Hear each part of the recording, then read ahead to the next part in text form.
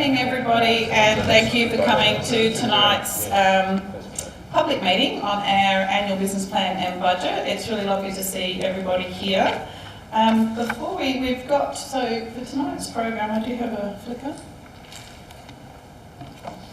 I am going to hand over to the Mayor shortly just to do a quick welcome. I'm going to give you an overview of the budget, and really tonight is very much about actually getting the feedback and maybe any questions from the community about the annual business plan and budget, and then I'll take you through the process of where we're at. This is very much a draft, and this is a time where the Council's seeking the feedback and any questions and comments from community as they are going through that process of still drafting and finalising the budget. So tonight's format, very much a great opportunity to ask questions, and I'll structure that process once the Mayor's had an opportunity to speak. But just some housekeeping. For those who haven't been here before, I think many of you have familiar faces. If there is an emergency, please follow the directions of the staff and we'll get you out of the building safely. The toilet facilities are out in the foyer and very clearly signed. It's important that you know that tonight's meeting is being recorded and also filmed. The recording from a council perspective is really just for notes, so we can actually gather your questions and feedback and make sure we document that clearly for council members in their considerations. And again, if you have any other questions that aren't relevant to the annual business plan and budget, but just questions about council that you may wish to seek or clarify, you're welcome to ask them. If we can't answer them tonight, we'll take a note and we'll certainly get a written response back to you, but in most cases we should be able to answer them. So with that, I'm going to do a very quick acknowledgement. So I'd like to acknowledge that we are meeting on the lands of the Ramangiri and Narrandjeri people, and we pay our respects to their elders past, present and emerging, and we acknowledge their deep connection to country, lands and waters and our community. So I'm going to hand over to Mayor Moira Jenkins to say a few words. Thank you, Victoria, and welcome everybody. On behalf of the elected members, I really welcome you to tonight's public meeting around our draft business plan and budget. And a big thank you for coming out on what is quite a chilly evening tonight, so hopefully it'll stay warm in here. Joining me to listen to your feedback, we have Councillor Schiller at the end, Councillor Schofield, Councillor Burns and Councillor Kemp.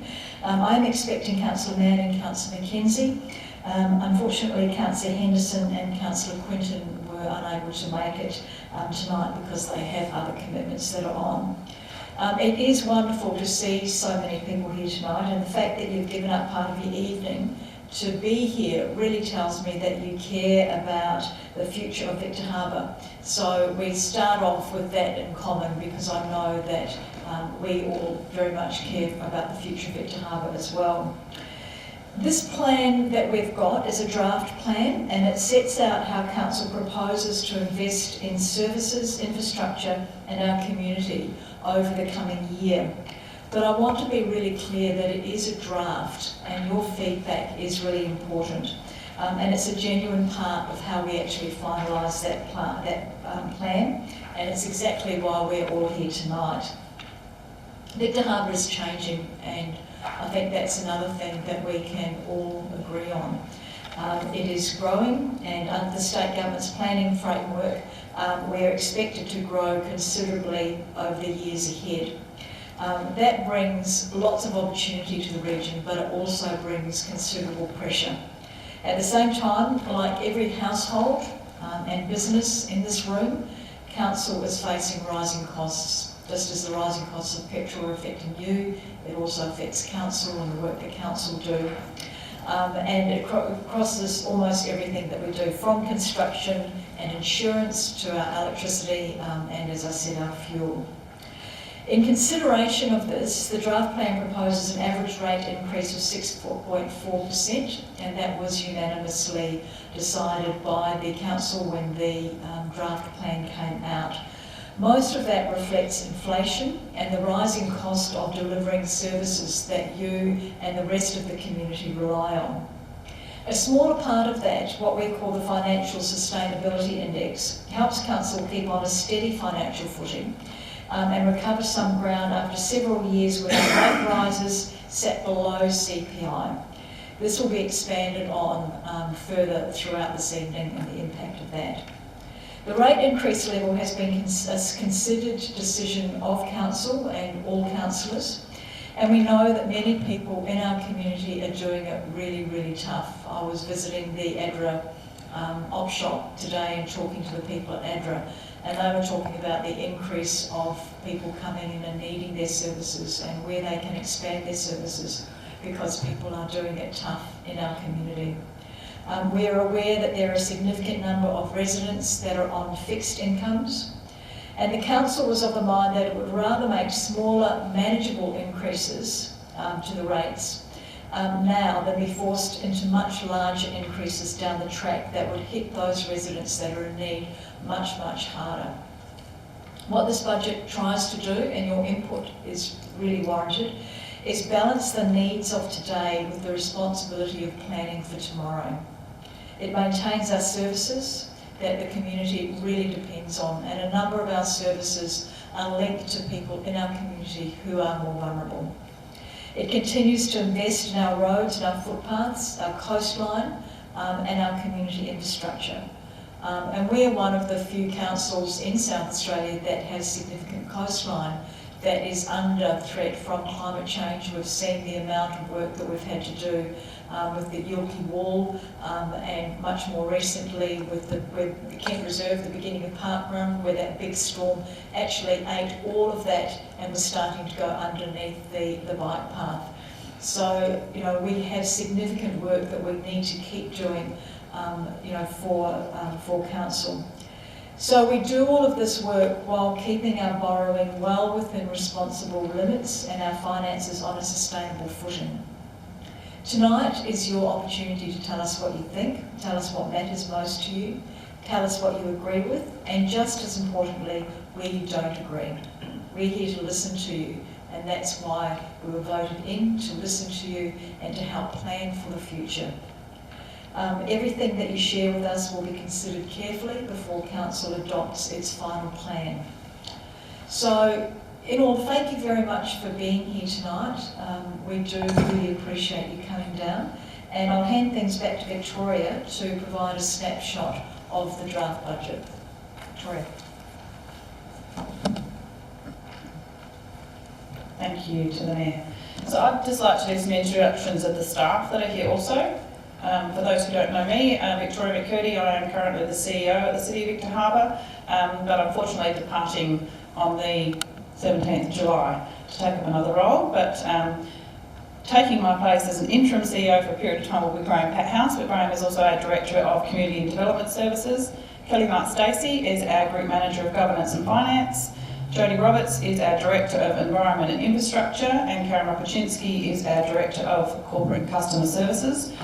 We are all here to hopefully be able to answer any of your questions, so if the members, please, your questions can be directed at members as well, or any of the staff, and hopefully we can answer them. Like I said to you before, if we can't answer them, we will take them on note and get back to you in writing. So I think it's important to be able to provide members with members, all of you that are here, community members, with a bit of a bigger picture of the budget overview. So I'm going to take you through where we're at. The Mayor mentioned we're in a very pivotal part of our growth as a city. We are recognised as a satellite city in part of the Greater Adelaide Plan, and we are expected to grow by about 13,500 homes over the next period of time, which will see a significant increase to our population. Our population is sitting just under 18,000 at the moment, but is projected to be around 36,000. So that's significant growth. And I know that worries and concerns some people who live here now, but part of council's role is to ensure that with that growth, we don't lose sight, or we don't lose that control over the character and the beautiful things that make Victor Harbour what it is. It's a beautiful regional town, and we want to be able to retain that. But this growth is certainly much placed upon us by the Greater Adelaide Plan, by the state government. But I think this council has been really strong in its foresight in the development of the Urban Growth Management Strategy, which I really encourage you all to have a look at, because that actually speaks into a number of the strategic plans and the work that this council has been doing to make sure we position the council and the community in a really good place to address this challenge of growth. The council, in its setting of budgets and long-term plans, and I'll touch on those, it's certainly not done in isolation. So before we get into the detail of the budget, I want to give you a little bit more information about the sorts of things council needs to consider. And it's operating sustainability, so making sure that the sources of income, which is predominantly rates, we also get other income from fees and charges and from grants. So council needs to explore other ways of funding and delivering many of the infrastructure projects and programs other than just through rates, which are a tax.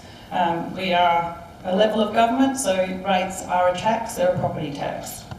The second is around rate stability, and that's setting rates fairly so that we balance the impact on our ratepayers against the cost of delivering services and retaining that sustainability. The third is infrastructure and assets, and that's probably one of the biggest elements that a lot of people don't realise that the council manages. I mean, we usually get that title of rates, roads and rubbish. There's certainly a lot more infrastructure and service delivery than just those three core things. And you could get me on my little high horse. There is nowhere in the Act where it says we are responsible only for rates, roads and rubbish. It doesn't even say that. Council is responsible for the health, wellbeing, prosperity and the economic development of its community. So that's why every single council is slightly different, and it's not a one-size-fits-all. So council has $493 million worth of assets. That's what this council owns, needs to manage and maintain and renew and look after. And that doesn't look at all the new assets we need to deliver. And touching one of those, so when we may have roads in suburbs that are well established, Encounter Bay is a prime example. Many of those suburbs still don't have stormwater. That's not a renewed asset. If we have to put in stormwater and curbing and guttering, that's new. That adds to our assets. So the council does a lot of work looking at its asset management plans. It's a 10-year projection of all those different plans, and whether they're footpaths, roads, bridges, buildings, community facilities, they are all part of those assets, and there are a number of plans that set out when and how and the type of investment that we need to make in those. And finally, it's about debt management. And I know there seems to be the dirty word about borrowings and having a loan, but council, like a household, uses debt responsibly. You can use debt to deliver services that we can't afford right now. It's that intergeneral equity of spreading it out across generations. But it's actually being smart about its debt. It sets itself ratios and limits of what it can borrow or wants to borrow. A growth city like Victor Harbour, other growth cities like a Murray Bridge and Playford and Mount Barker can have limits that exceed the 100% borrowings. Council set it at 90% of its income because that's what it feels comfortable with, and we certainly don't, in the 10-year plan that we have, we certainly don't exceed that, and I'll touch on that a little bit more. So the annual business plan, it's not a standalone document, and I've touched on already, it feeds off a number of other strategic plans. So the council has a community plan, and it's consulted on its community plan. It has some real key pillars, and it's about what its vision is for this community, and the urban growth management strategy is very much a core part of that. It's the health and wellbeing, it's how we deliver infrastructure and services. So that's one plan. The asset management plans, which I've talked about, are another key set of documents that feed into every year when council sets its annual business plan and budget. One of the most important ones is the long-term financial plan. And some of you have probably seen in the documents that you have, the SCOSA report, which is the authority that the state government put in place to assess and review councils. We have the pleasure of paying $40,000 to the state government to have that report given to us. But it was in response to rate capping, which you see in a number of other states. But the SCOSA will come in and review council's long-term financial plan. So it's not about what it does every year. It's seeing that council actually has a plan for the longer term for its community, and if it looks to go to borrow money, it's looking to pay off those borrowings. If it's investing assets, it's looking to spread that out. It's looking at how it's delivering and renewing its assets and not just delivering new ones all the time. So that is a really core document, and it sets out a 10-year vision for the council. And council ideally should pull out the particular financial year, 26-27, which is the one we're talking about, and see what it had envisaged for in its long-term financial plan, it can make some adjustments, and this council has. Members have looked at some of the asset management plans and brought some things forward based on deputations that we've had within the chamber about some of the resealing of roads and other projects that community really would like to see come forward. But what that does, it means that some projects that were going to happen are going to get pushed out. So council has to make that judgment call based on the feedback it's hearing from community, decisions it's making within the chamber, other things, pressures that are being put upon us. With any plan, you can't predict what's going to happen. COVID was a prime example, the algal bloom's been another, heaven forbid the bird flu has another impact on our regional coastal towns. So while we set a budget, we have a really good plan, that doesn't stop there are other things that come in and can deviate from those plans.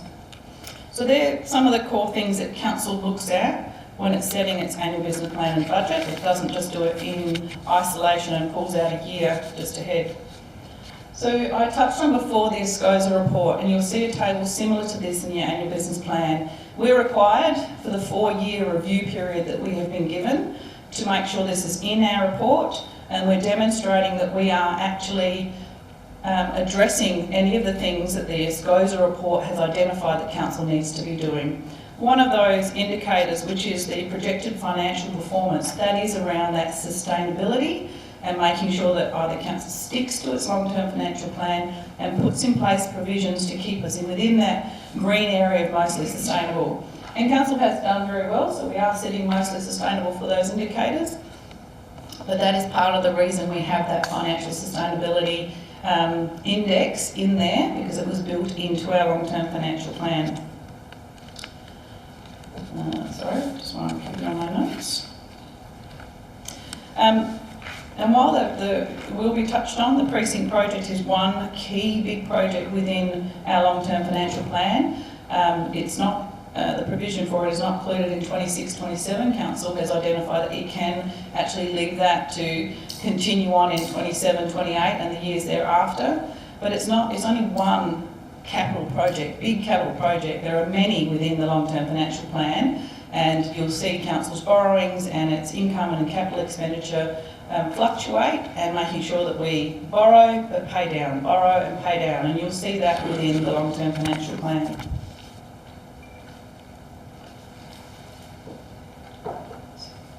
So, quickly touching on the draft budget that you have before you and ready for your questions. So, it proposes $13.9 million worth of capital expenditure. It's a $48.8 million operating budget with a forecasted deficit of $1.9 million.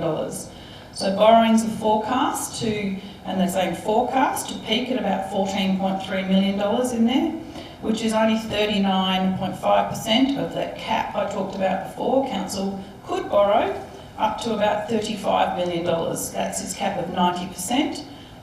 Many councils sit at 100%, some are sitting at 110, 120 if their growth. This council's appetite for borrowing is sitting at that 90%. So it could very reasonably and comfortably borrow up to 35 million. It does not want to, but we will peak in this budget at about 14, and that is around the 39.5%. The deficit is not just it hasn't just occurred, it's been a structured deficit. So there's a deficit, there are deficits within the long-term financial plan, and that is a bit around council is utilising its borrowings to deliver on some of its capital projects. Two of those have been the corporate systems upgrade. That has been a capital project, it's been an operating project that the council is doing over a number of years. In the past, when you've all been in the work environment, computers used to be a big piece of hardware that was actually a capital item. We could capitalise that. Now everything's in the cloud, it's a SaaS software in the cloud, it's an operating expense, but council still needs to stretch that over intergenerational delivery, because it's not something we're just going to buy and forget in 1 year. It's something we will continue on utilising and bringing this organisation into a very modern environment with a number of challenges with the changing technology, with AI, cyber security, a lot of things that our community now want to see quicker in terms of technology and customer service. So that was a very significant investment. The long-term financial plan had actually envisaged a deficit of 2.6 million, and there was a, I can't remember on the exact average rate increase that was originally envisaged in the budget. It had a CPI, which was only about 3.7%. It was a 1.5% for the precinct and a 1.5 sustainability index. Obviously CPI has changed from when the forecast was originally done in that long-term financial plan, and council made it very obvious it was conscious of the challenges the community was facing at the time with the Iran war and the fuel costs and other challenges. So in its consideration, it was trying to reduce the need to increase rates significantly. We looked at a 4.9% rate increase, which was CPI's March quarter. They removed the requirement for the precinct, the 1.5%, and realised it could push it out into the 27-28 financial year. It asked administration to find a number of savings, which they did, and then what was presented to the council was a draft budget with a 4.9% rate increase on CPI. But council's audit and risk committee advised council it needed to identify why it had deviated from its long-term financial plan, which had the sustainability index in it, and council gave consideration to that. And at the council meeting where this was adopted for consultation, it chose to put the 1.5% sustainability back in. That's where you see 6.4, for the community to have their input, to understand what council's considerations were, and to gather your feedback before they finalise their deliberations on the budget. So just quickly on rates, for those who may or may not know how the rates are set. So we have a fixed charge here at the City of Victor Harbour. Many councils have different models and way in which they set their rates. This council has a fixed charge. Every property pays that fixed charge, and as is at $4.95, that has not changed. It then is based on the capital value and the way in which your rates are calculated. So the example that's up is looking at a property of about $750,000 and what the average rate would be. So property values, which are set by the Valuer General, they're not set by council. We have seen, if you have a property in Victor Harbour, you would know your property value has gone up considerably over the last 5 years. We know from the Valuer General information that we've received recently, properties have increased between 10 and 20%. This requires council to reduce its rate in the dollar. Every year for the last 5 to 6 years, council's had to reduce the rate in the dollar to allow for those valuations of increase in property. Council could, which is certainly not its intent, it could say, we haven't changed the rate in the dollar and we're just going to do the rates as we did last year. It would be very flush in millions of dollars, which you would need to pay, but what it needs, because of your property value, is going up. So it brings the rate in the dollar down to make it realistic for ratepayers to be able to afford to pay those rates. So that is how it's calculating the rates. So if your property, again, many people don't realise this, if your property has gone up more than 15%, or your rates, the difference between your rates from last year to this year is more than 15% higher, council offers a rebate. There's a 15% cap. And ratepayers have the ability to bring in their rate notice or contact council and go, my property has gone up a lot more, because we have got some areas where properties do go up significantly and they don't have an average 6.4% rate increase, it's a lot more than that, and they can come in and it's capped at 15%. So there is that provision, and the council has looked to set, is required to do so, that cap at 15% again. Sorry. I'll go for it. No, I didn't break it. Sorry. So next, in terms of, I think I've touched on most of this, is 6.4%. Looking at the average increase per property is about $193. Again, about $3.70 a week, and that's what the proposed draft budget is looking at raising in terms of rates. We also get our income, so it's not the rates that would impact individual ratepayers who are existing property owners. We also allow for growth, and that's new properties, so a number of developed properties who are now paying rates. So we've seen about a 1.1% increase in our growth in Victor Harbour, and that calculates and helps in terms of the income that council then brings in. Just to touch on the comment the Mayor made in regards to, during COVID, the council didn't raise rates at all. It chose a responsible way because there was a lot of that crisis that we were going through. We kept rates not raised at all. And then the following years we didn't raise rates at CPI, it was below CPI. So we've seen a period of time where CPI has been around 16.2%, but council has only increased rates by about 13.8%. Council should be looking at, because of its cost, raising its rates by CPI. It has tried to and reduced that over time, but unfortunately what actually happens is an accumulative effect and council is trying to play catch up. We've had about $11 million worth of assets gifted to council from developers, and that's another cost that requires council to address in its delivery of its services. In your documents there is a bit of a summary about where each cent in the dollar is spent, and 30% of the majority of council rates is spent on infrastructure with roads and footpaths and stormwater and maintaining those civil assets. Corporate services is around 15 cents, recreation, our open space is about 11, and so on.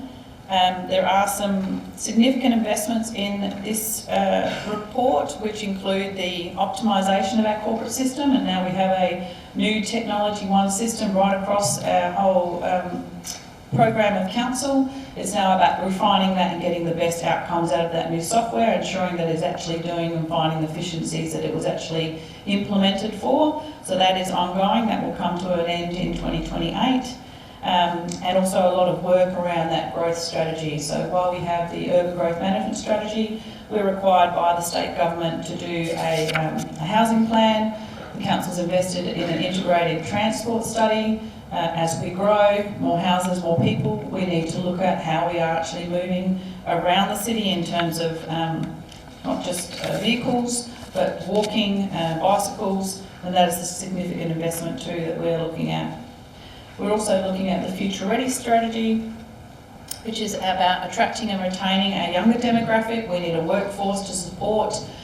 We do have an older demographic, one of the second oldest in Australia, and we are seeing more and more retirement villages being built here, which is fine, but we need that workforce to support and provide the services and programs that those community members need. So they are other real strategic documents that the council is working on within this budget. The precinct, there is still work on the precinct while we're pushing out that contribution. If it does come to fruition to 27-28, there is a provision of $40,000 to finalise those lease agreements. The project is continuing and progressing, and happy to answer any questions on that if they are raised. But the $11.7 million contribution that was foreshadowed in the long-term financial plan is being pushed out, because even if we do sign the documentation with the developer and it all comes to fruition, that handing over those funds wouldn't happen until next financial year, because there wouldn't be a shovel in the ground until a little while by the time they've done the detailed documentation.